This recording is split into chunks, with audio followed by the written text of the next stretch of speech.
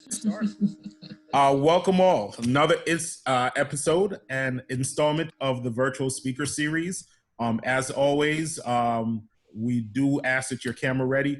Please, by all means, this one is actually a really good one. It's one I'll be taking notes on as well. I like to think I know a lot of this stuff, but you can never know too much. Today, we're going to be talking about social media basics and the marketing aspect of it and how to utilize social media in order to grow awareness and even sales for your company.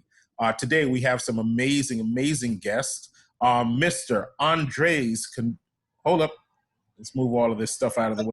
Cardona, who is actually the CEO of the Elite Basketball Academy and a Nifty alum. He actually started this business while he was, you started this in Nifty and then you to grow it. Correct. So I keep telling you, this is not just a summer program or just a class for a grade. This is something that you can actually turn something you're passionate about into real life. Tamara Jones, who's the COO of the Tacklebox Accelerator. Glad to have you. I don't believe we've met before. So how are you doing? Good. Yeah, this is my first Nifty event. So very happy to be here. Awesome. Great to have you. And Miss Kaitlyn Smith, who you've kind of heard a little bit from, but she's the sales development rep for Core Wireless. Miss Kaitlyn, how are you doing? I'm doing great. Awesome. As always, we always like to just get started by saying hi. Thank you so very much. The work that we do could not be possible without you being willing to sacrifice and spare a little bit of time to really come in and share your insights and expertise with our young people. And for that, we're truly grateful. That being said, we're talking about social media marketing today and the basics about how to leverage social media to kind of grow both awareness of your company and ultimately convert people who have not been aware of your company into customers. So before we really get into the topic at hand, just want to give you each a chance to introduce yourself. We will go ladies first. We just want to know name, what you do, where you are, and one fun fact about yourself.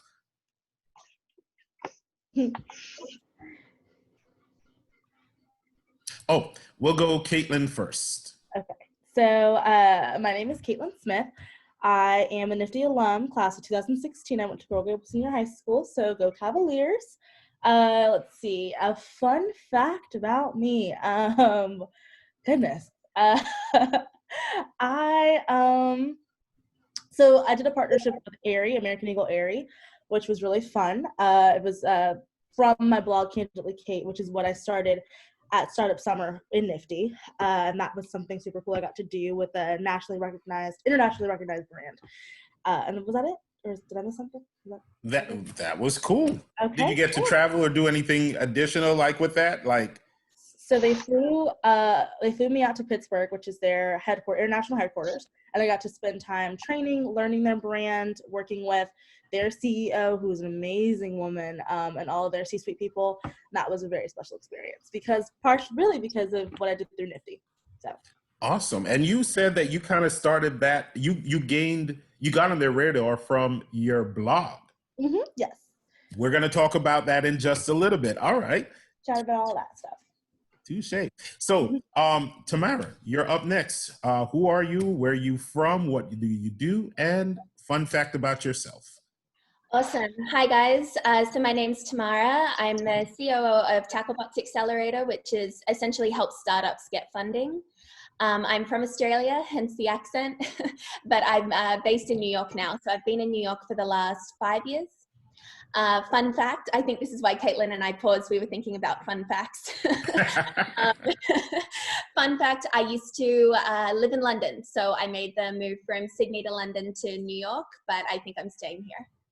Awesome. Well, glad to have it, Tamara. And Mr. Andres, you're the gentleman on the panel, which is cool because the last panel we had was all women. You're literally the only guy we had all week. Yeah, I can. Well, guys, my name is Andres Cardona. I'm the CEO of Elite Basketball Academy. I am class of 2011. Fun fact about myself was that I actually did not win my business competition. Somebody else beat me, but I actually went with my business plan. I actually followed through, and because of that, I've been able to grow my business since I was in high school. Awesome. I think that's a great fun fact. I think it's very relevant for a lot of our young people who are wondering, is this something that I can take with me and use in real life? Some people will do a different business as they grow older. Some people won't at all, but it's amazing to see someone who's gone through the program and has grown the business that they started through the program. So great to have you on board as always. Talk to me a little bit about where you are, right? Because you are a very interesting story. Is this what you imagined you would have been doing with your life while you were in high school almost 10 years later? No, not at all. I never anticipated for it to grow as big as it has. I did it. I did it because I was passionate about basketball, and I thought it was when I was in high school. I said, you know what, if I can make 20, 25 bucks an hour, 30 bucks an hour, and create my own schedule, that's perfect. I can go to school. I can go to basketball practice. I can make an extra 100, 200 bucks on the weekend. I mean, I'm golden. What ended up happening was that I fell in love with it. I fell in love with coaching kids. I fell in love with growth. I fell in love with the coaching side of basketball, which I could have never imagined. And then on top of that, I was primed in 2011. LeBron James was in the city of Miami, and basketball was huge. So I was at the right place at the right time, and because of that, my business took off. Since then, made a ton of mistakes, made a ton of right calls, and before this COVID-19 epidemic, we were at 19 employees and close to 500 kids on a weekly basis.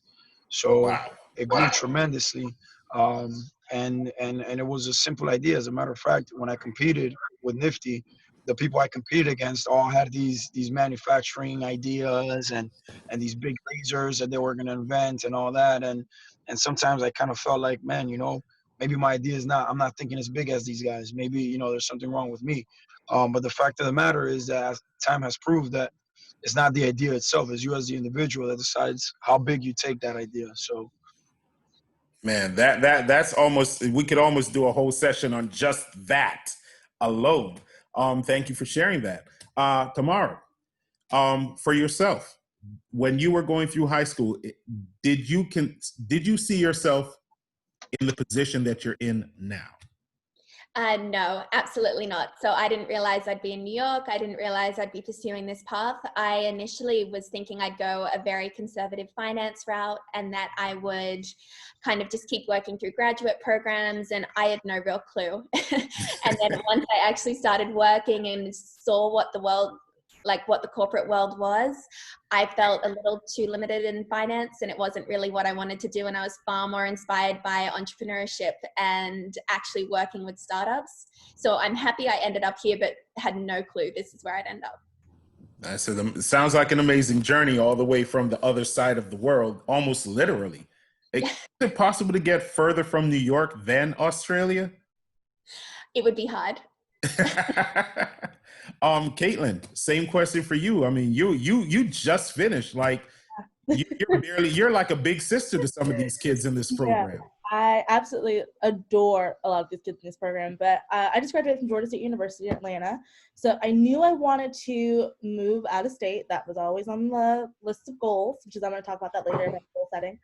But I did an internship with a company called Gartner. They're in the Fortune 500, and it opened my horizons to the kind of world of business-to-business sales. So that's what I do right now. So that is my role at Core. It's an IT, so I work in the IT space. Again, never thought that I'd work in IT. Didn't think I was that kind of techie person, but I'm on the business side of it. So you get to learn a whole new discipline. It's amazing. And in high school, no, that's not what I would have been doing. But it's very rewarding, very lucrative, and I love it so far. Awesome. So I love the fact that you ended on a good note, right? Because we always like to talk about, a lot of the times when people come on, students, and we did this when we were in school, right? We would see people and be like, you have no idea like what it's like to get to be here and try to get to where you are. So can you share with us both a win that you've had on your journey, but also a loss and a lesson that you learned from that?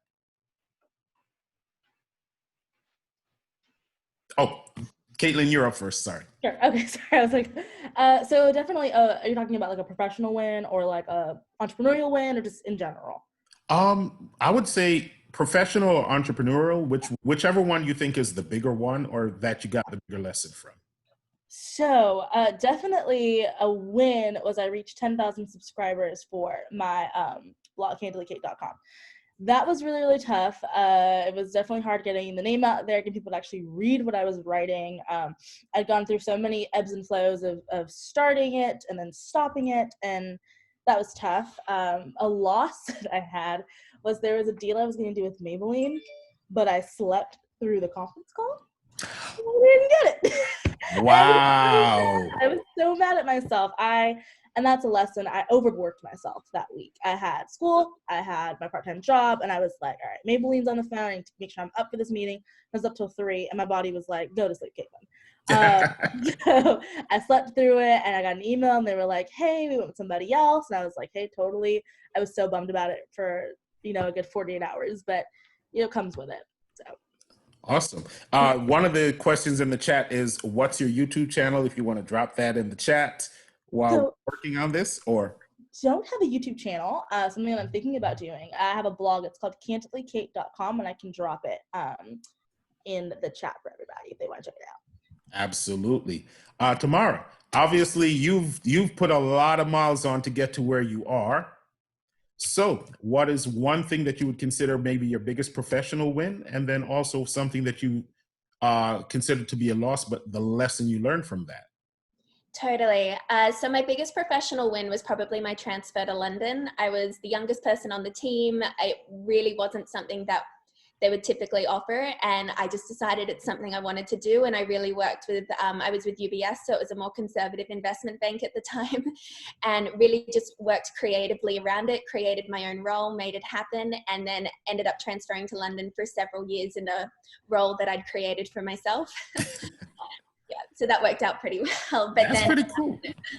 I was very lucky. It was very lucky. I was surrounded by a very good team, and they were very open to it. So I definitely encourage, even like what Kaitlyn was saying, if you end up in a more corporate environment, there's so much room to still have this creative entrepreneurial spirit and like make it work for you.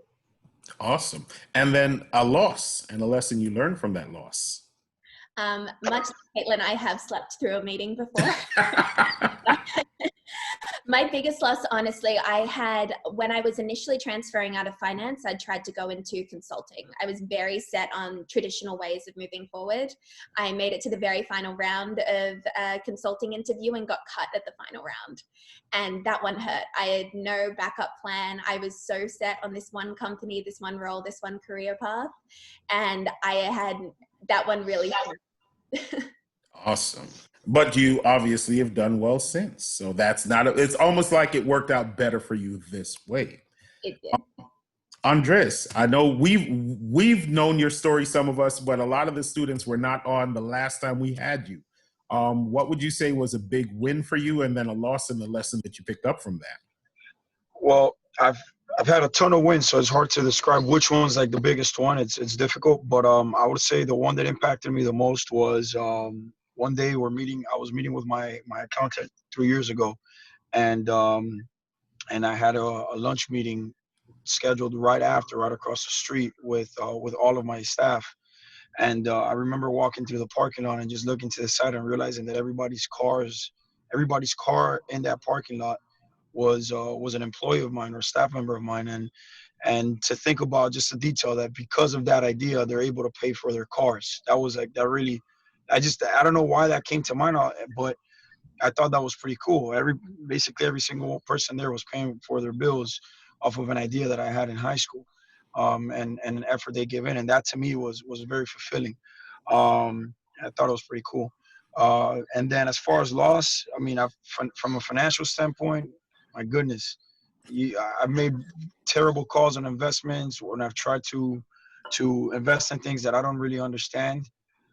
Just because I hear that, the returns are big. And so I've put a lot of money into things that I don't really understand, and I've lost a lot of money that way. But adding to what Kaitlyn said, I had an opportunity to acquire a gym rental facility that would have completely grown my business 3 or 4 times, and I didn't prepare enough for that meeting. I thought I could have just show up and shoot from the hip. And the fact is that the person in charge grilled me and asked me questions and asked me about my numbers, and I wasn't 100% prepared, and I started fumbling what I was saying, and I didn't get the deal. And that really bothered me for a few months, and then finally I had to let it go. But it's actually great that it worked out that way, because since I've never been unprepared for meetings like that. So The lesson is always be prepared. I love that lesson. So talking about the subject at hand today, right? A lot of our young people are very involved on social media as consumers. But why do you think, or why would you say that social media is a great marketing tool for a budding startup? you want me to start? Yes. Yeah. So for one, it's cheap. It's an affordable way to market when you don't have a budget for marketing. And if you're in a business space, for example, my business space was basketball. So when I was in high school, I was very in touch with what the kids were up to. So I could stay I could stay very hip, or I'm not sure what word to use, with what other kids are. I know, I'm sorry, with what other kids were up to. But eventually, what I look at it as, and a lot of my guys want to drive it as a revenue driver for us as far as an online store and selling. But what I look at it, what I explain to them is the way I look at social media is, it's like when you walk into a lawyer's office. If their office is clean, if the floor is clean, if the bathrooms are clean, it says a lot about how they run their organization. So if you look at somebody's social media, all right, and their pictures are well edited, and their description is thought out properly, and they're consistent with their posting, all those things says a lot about how they run their operation.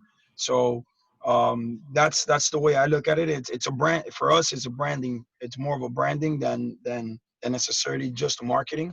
But from a marketing standpoint, if we do an ad, it's a lot more effective than what we were trying previously with flyers and things like that. Awesome.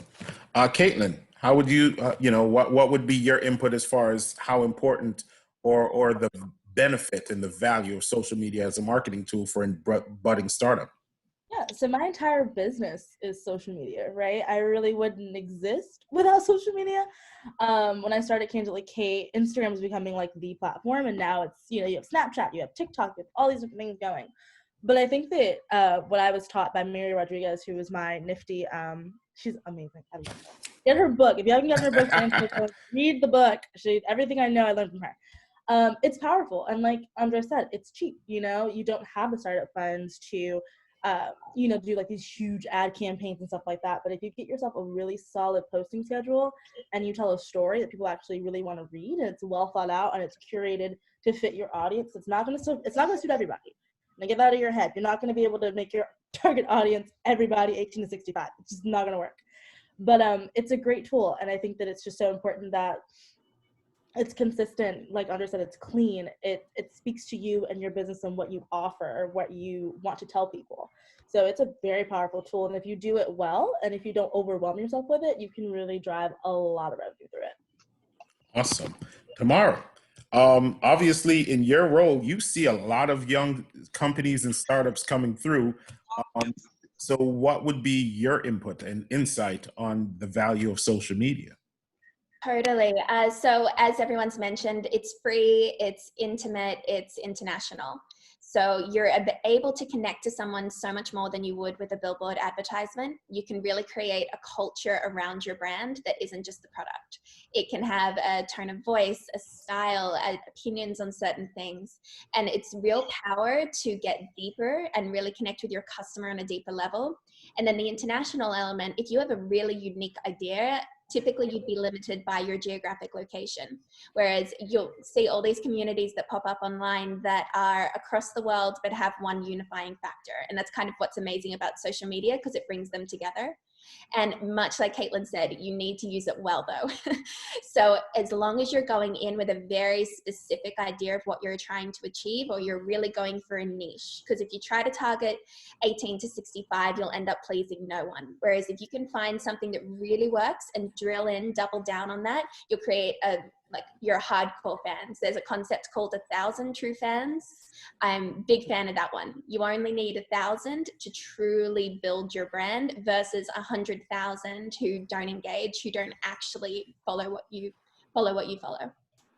Awesome. Now, I love that you brought that up. It wasn't one of our questions, but I've been, reading a lot about that. Can you speak a little bit more about how somebody goes from 0 to 1,000? Like, what would be just a quick high-level overview? How would you accomplish that? Totally. So it's engagement. It's working with the platform. So you guys probably understand the algorithm.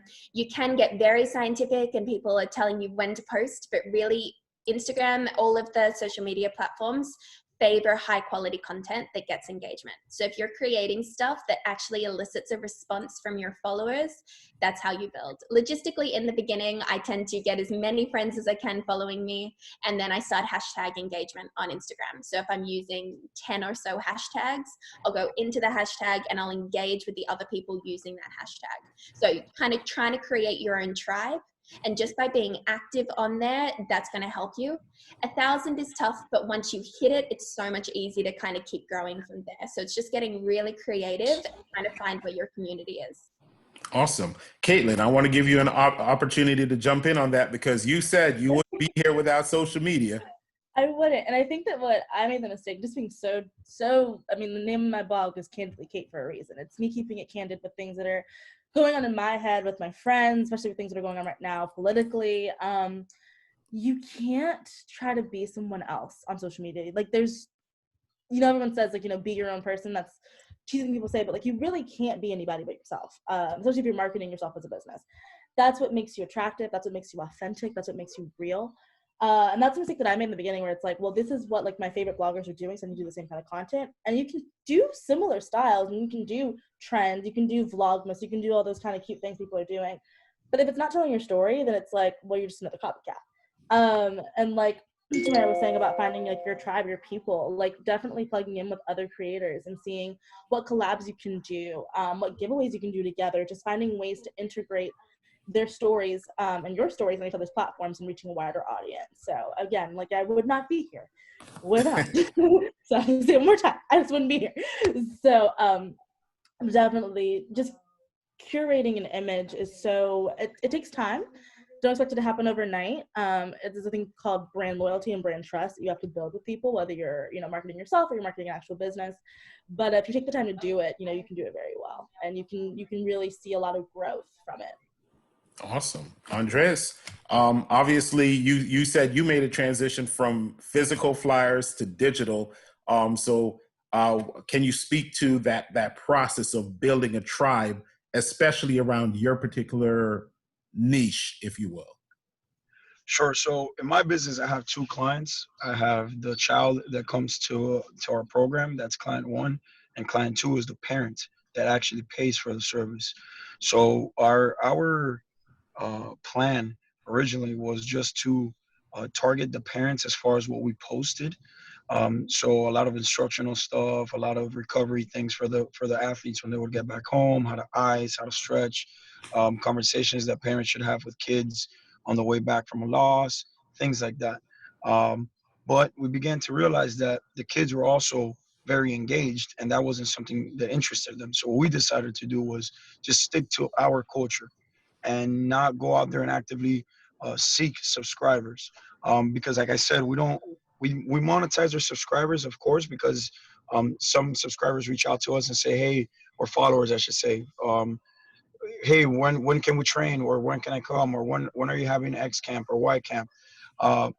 But my vision, and I have disagreements with my social media team, by the way, is we should just be as authentic as possible to what it is that we do, rather than having a posting schedule like Tamara was saying, we have our social media guy is really smart, and he'll say, hey, listen, if we post at 4:36, the algorithm says that it's more active than all the kids are at 4:36 than at 8 o'clock.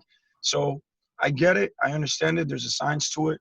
But for me, the way I like to use that tool is just to tell a story of what it is that we do. And that's why we don't actively pay for followers or do campaigns to gain followers. We just kind of let it grow organically. And I think that really tells us it's an honest reflection of if people are interested. So I think if we have like 4,000 or 5,000 followers on Instagram, I've never asked anyone to follow me. They just do. So, and then you also see the engagement on the stories, right?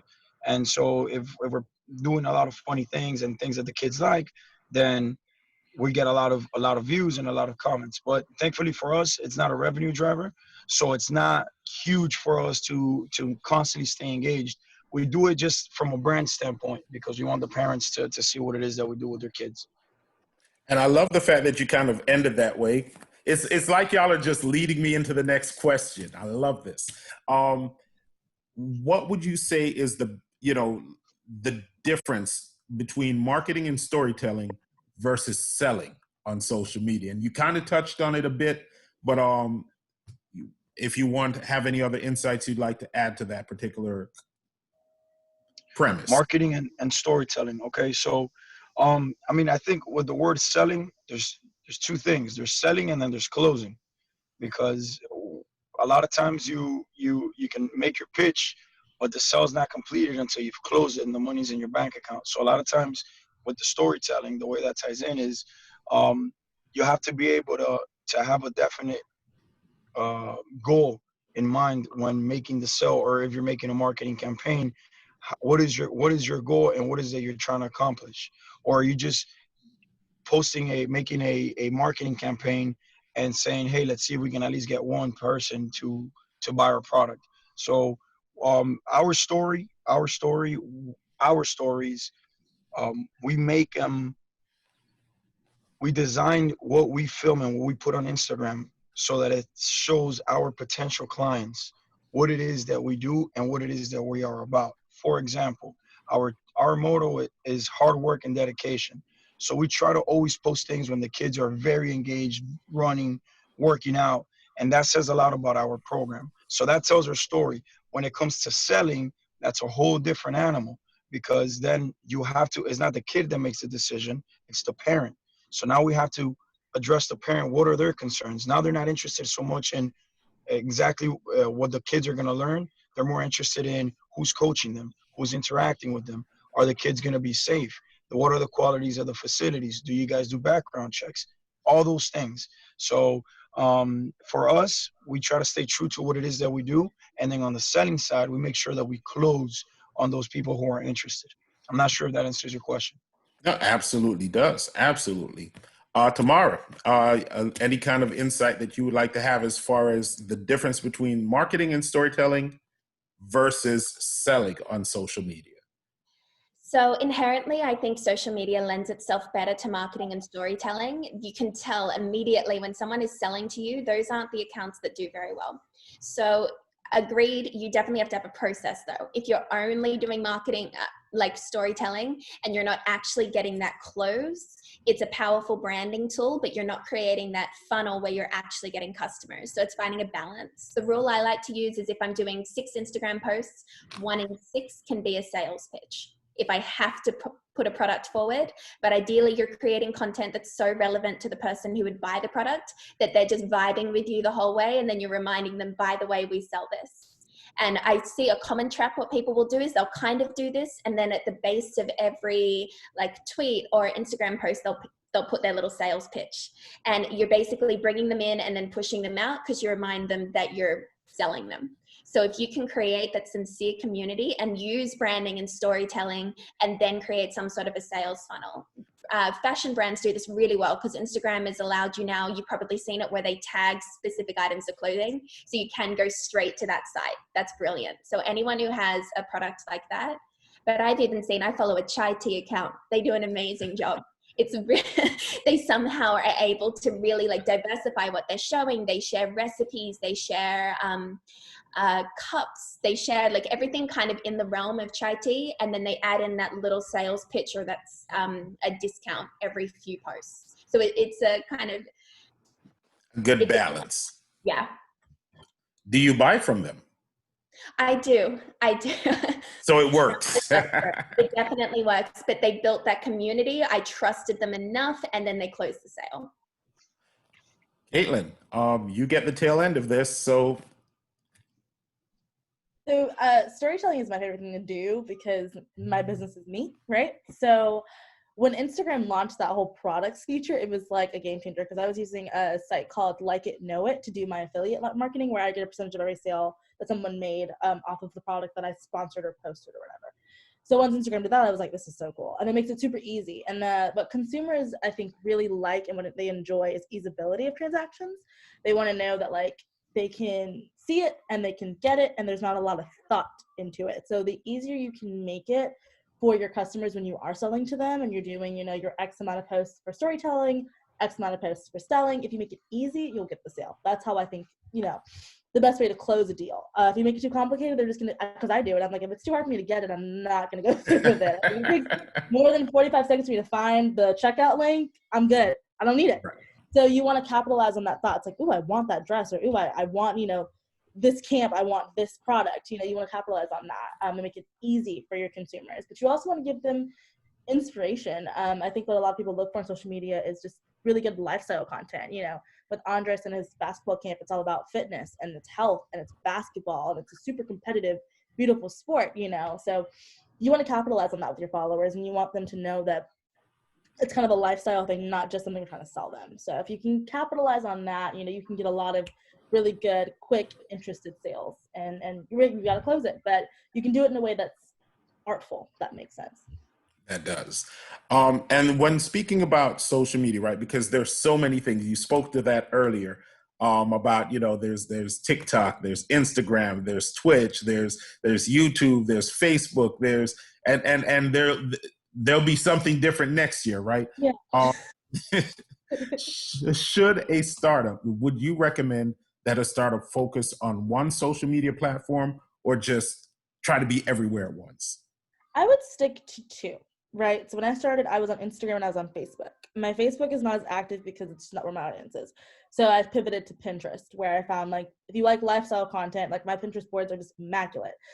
So just my personal one and my blog one. So that's where I found more of my target audience. So if you find where your target audience is, I don't know any businesses and I'd love to hear some of them, but TikTok is great if you're selling something to a younger market. If you can get on TikTok and make some funny content, I'm on it way too much.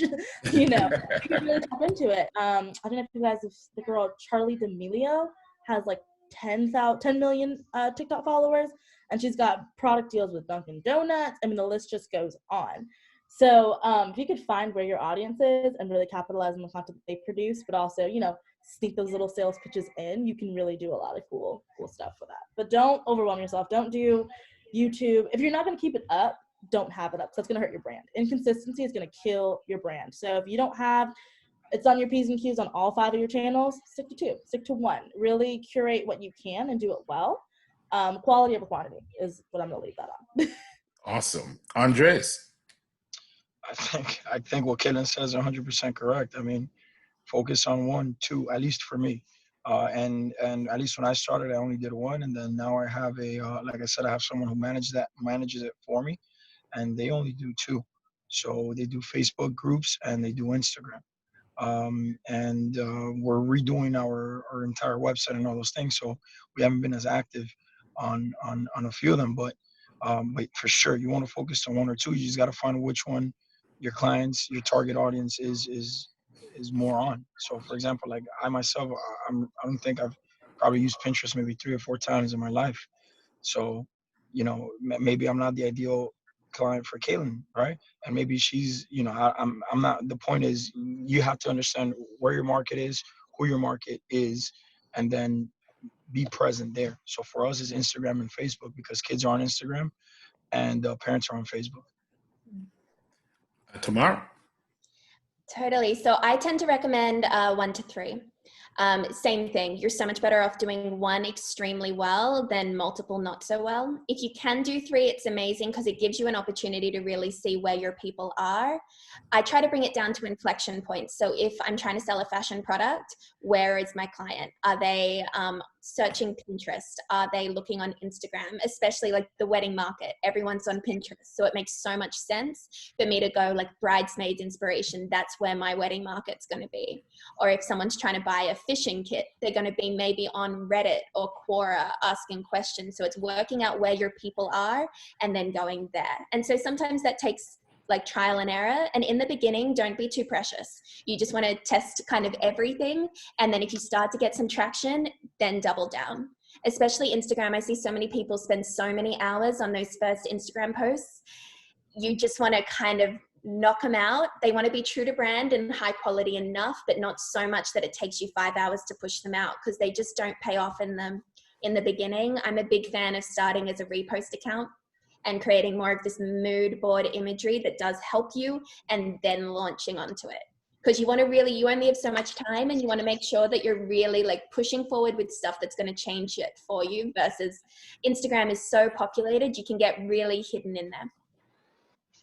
Awesome.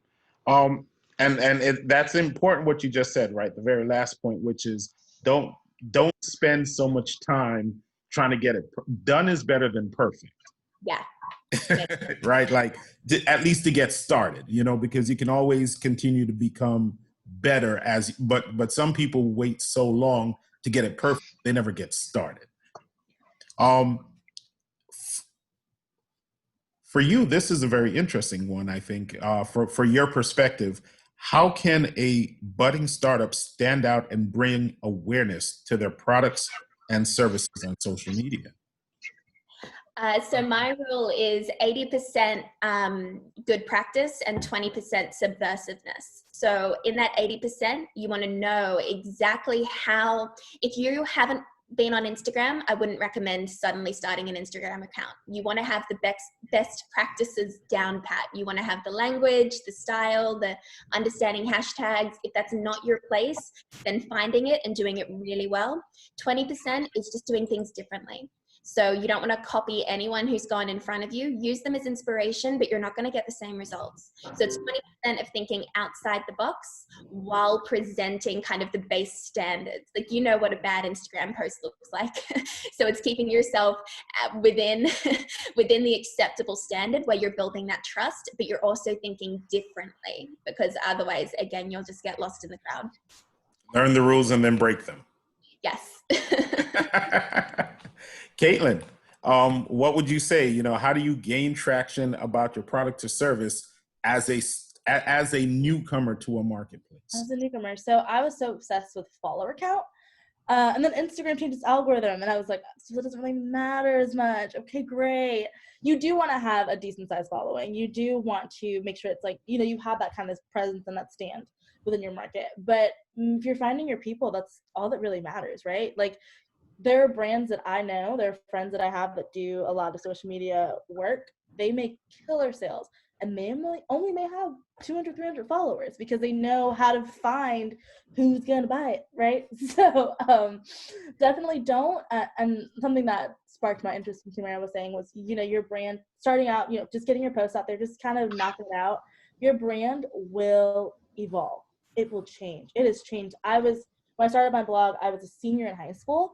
I went through 4 years of college in Atlanta. I'm a different person. And I know in 4 more years, when I'm more of a professional in my, my corporate, kind of career, I'll be a different person then. But it's all about keeping that consistency and allowing yourself to evolve and change and grow. Think about how companies change logos, right? How do they get their customers to keep buying from them? What's their stance, right? So allow yourself the freedom to, because I was so stuck on that. I'm like, I need to have the right brand colors, I need to have the right this and that. But it's like, wait a minute. What am I trying to tell? What am I trying to sell? How do I do that well? But allowing myself the creative freedom to kind of ebb and flow, right? It's an evolving thing, because you're an evolving person, especially since y'all are so young. And I'm young too.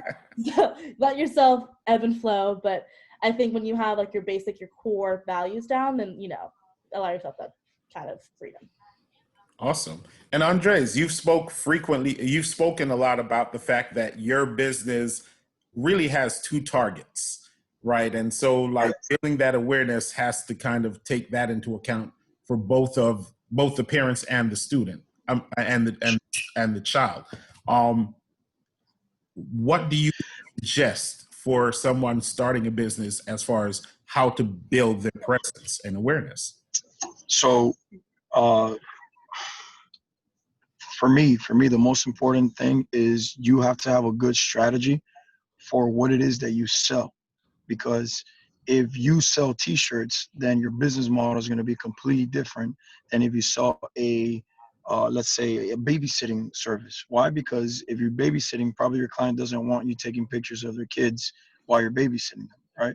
So you have to make sure it's very case specific to your service or your business model. So for us, is exactly that. Our business model, um, our strategy is to derive our sales from our own customers or through more traditional ways. Our social media ties into it when we do corporate events, when we bring in kids from different parts of the world, because parents want to see, again, they want to make a judgment based on how we manage our own social media, and that's how it leads us to our sale. So I would say that I myself, my emphasis has always been, and I even push my team to continue to do what we do really well. But as we grow, and no one could avoid using Instagram or social media. It's just something that it's part of our world, and it's going to stay for now. So if you guys have a business that sells online, you have to make sure that you are very clear about your strategy and how it is that you're going to get to those customers. Not sure if that answers your question. It does. It does. And then the last question, I'll start with you. Um, what would you say are certain resources, tools, websites that would be helpful for young people to help them map out their goals and their future plans? So for sure, finding people in your space. Now, for example, if I reach out to James, he's most likely not going to get back to me. But if I reach out to, say, one of the best organizations in Atlanta, since Kaitlyn's referenced Atlanta a few times, then I'm most likely going to get an email or a call back from that organization and ask them. And you'd be surprised how much people are willing to help. People who have reached a certain level of success or or or are doing something really well in their industry, they're actually very eager to help if you ask them. Some may not, some may reject you. Well, that's the nature of people. But for me, myself, I've been very fortunate that whenever I've reached out to someone and asked them a question or for advice, genuinely, I've gotten a reply. So that's one of the best ways that I would do it. I would find someone in the industry that's not necessarily too out of touch, like too up there, somewhere in the middle of the pack that's doing well, and pick their mind and say, hey, listen, I'm in a similar space. I'm just starting out. Would you mind if I take you out to lunch? Or would you mind if I invite you to a cup of coffee? Or would you mind if I ask you a few questions? Or would you mind if I interview you? All right. A lot of people are very eager to talk about themselves, and they're very happy to. They are, and they'll be very happy to share what they've learned, because I think one of the best ways to actually cement what you've learned is when you teach it to others. So True that's why statement. doing things like this is very important, because the way that for my experience is the way you cement the things that you've learned is when you teach them and you give them away for free. So I love that answer. Kaitlyn,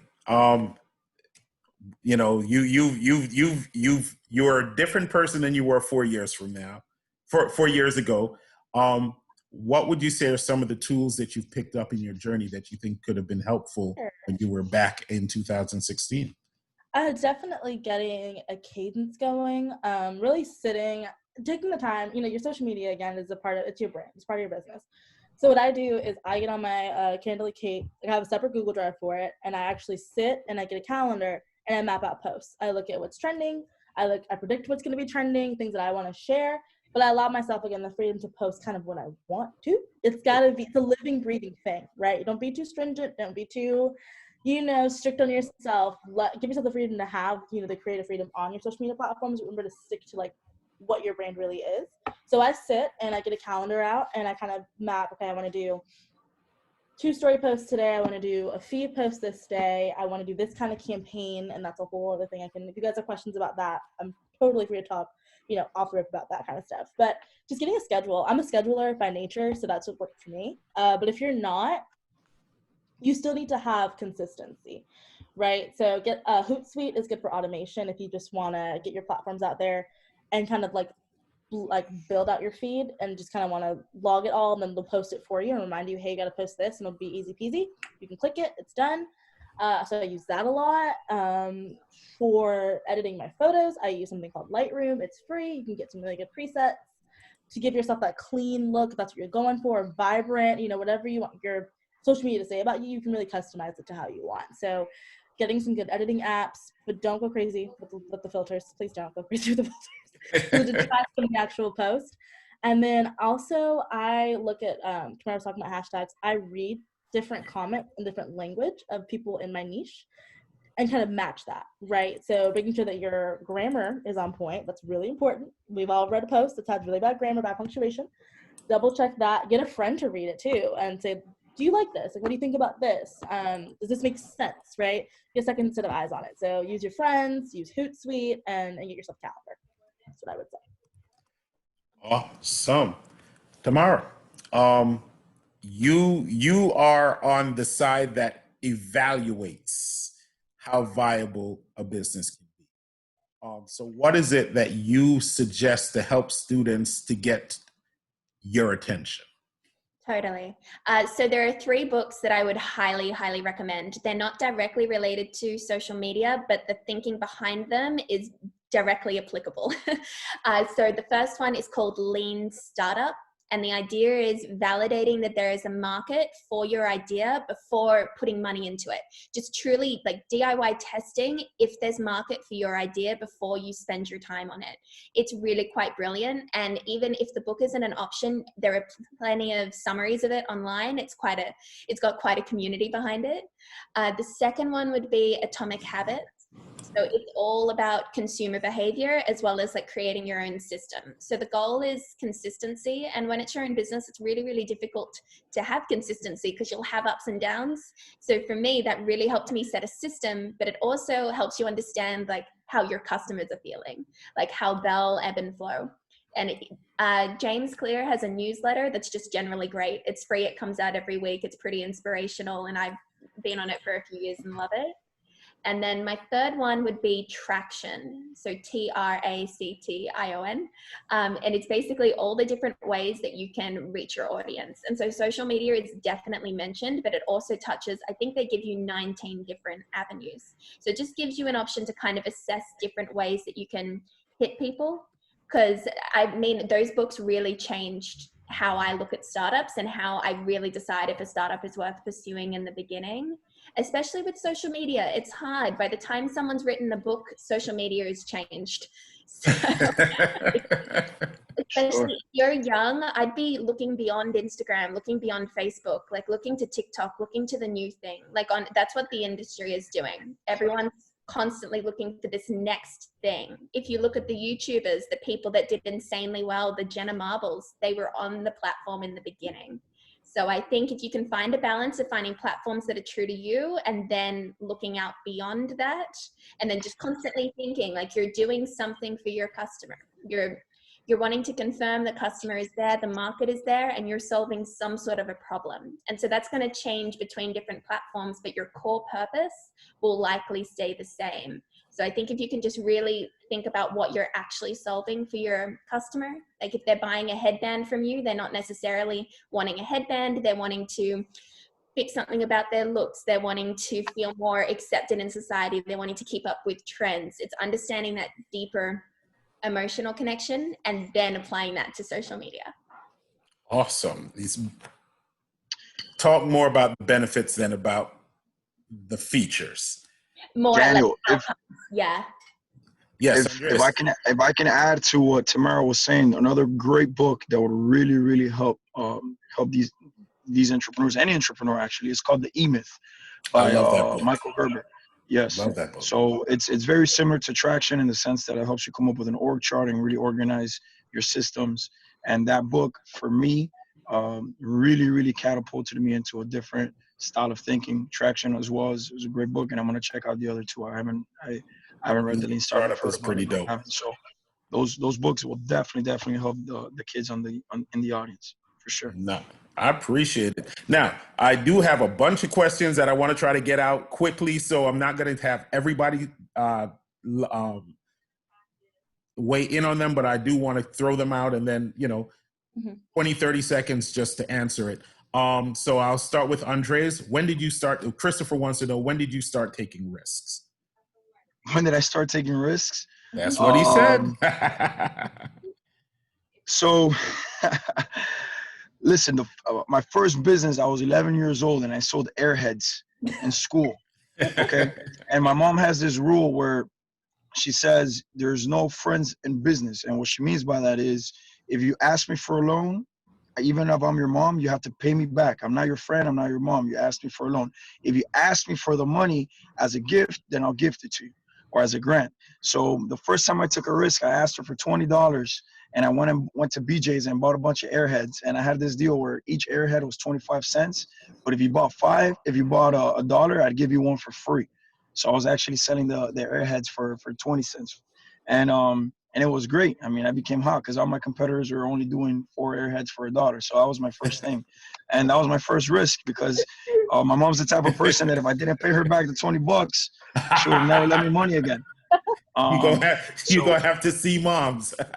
Yeah. So, but yeah, man, take risks for sure. Especially the younger you are, you have no responsibilities. I mean, you guys are in a perfect time, perfect stage in your life to take risks and fail and succeed. A lot of times we think that failing is bad. Failing is bad if you don't try, if you don't give your best, because then it's not going to give you the right marker.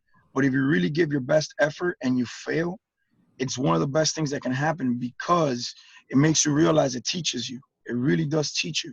A lot of times, I'm sure a lot of the kids here play sports, and for example, a lot of times I tell my athletes, sometimes it's not that I rather lose, but I'll take a loss of 2 or 3 points over a win by 50 points, because that loss teaches you a lot more about yourself.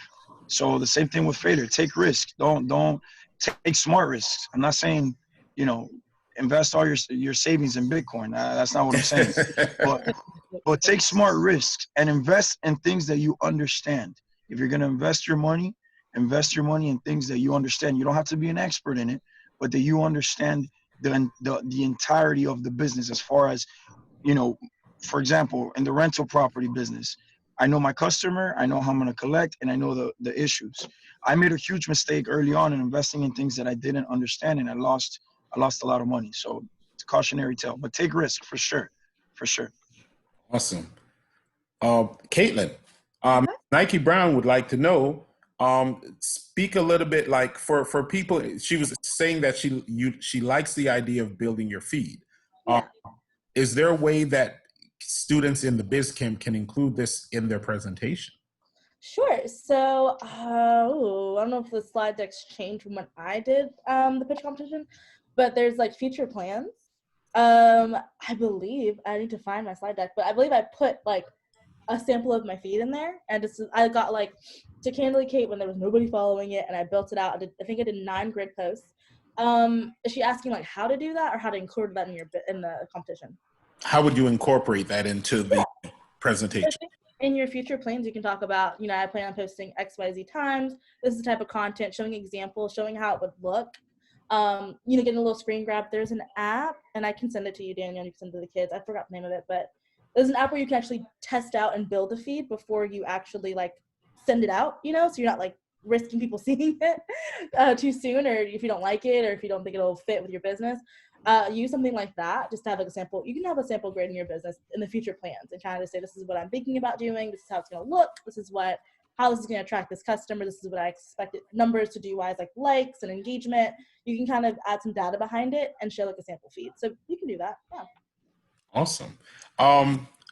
I want to just say thank you. I think we're ending on time, but if anyone who's willing to hang out for a little bit, we'll take a couple more questions if they come in.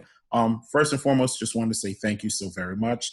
No matter how many times we do this, I'm always extremely grateful for all of you who participate and are so generous, because this can't happen without your expertise. I do want to open up the floor to each of you to leave our young people with a final thought, something that you want them to take away from this. We'll start with Tamara. Okay, final thought. Basically just tapping on to take risks. You're young, the world is constantly changing, and I think as you get older, people constantly try to put these barriers on you that are more their own mental barriers than realistic barriers. So I think especially you're young and you want to be entrepreneurs, just keep fighting that. There's so many ways that you can push boundaries and make things happen for yourself. Like, way too young to worry about risks. So I just say go for it. Kaitlyn.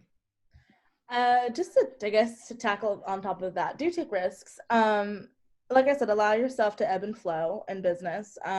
There's no right or wrong way to do it. There are things that work, there are things that don't work. And the beauty in that is just finding it. And for people that don't like to read books, there's a podcast called The Entrepreneurial Spirit by Courtney Garrett. If you want to tap into that, she's really young. She's really engaging to listen to. Listen to that. Find good people to surround yourself with that believe in what you do and are excited about it with you. And if you can't find those people, be that person for yourself. You know, that's okay too. And the last thing I'd say is, if something keeps you up at night, your business, your idea, keep fighting it, keep doing it, keep fighting for it rather, because it's what God put on your heart to do. So you've got to do it. So that's my tidbit of my little nugget.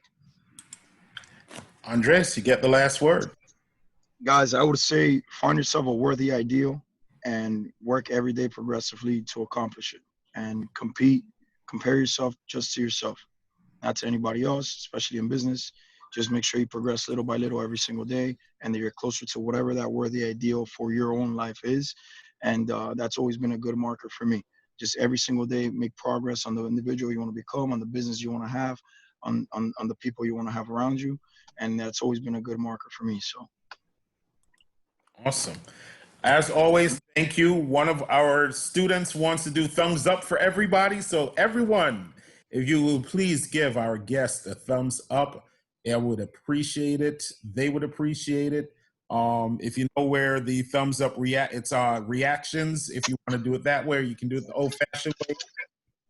There we go. There we go. Thank you so very much, all. I absolutely appreciate it. This could not happen without you. For the young people, definitely take the time to take the risks and become masters of your business. No one should know more about your business than you do. None of us should know more about your business than you do. You are the expert on your business. And all we're doing is giving you these resources to help you do a better job of being masters of your own business. So thank you so very much, all. You have an amazing afternoon. That's it. We're done.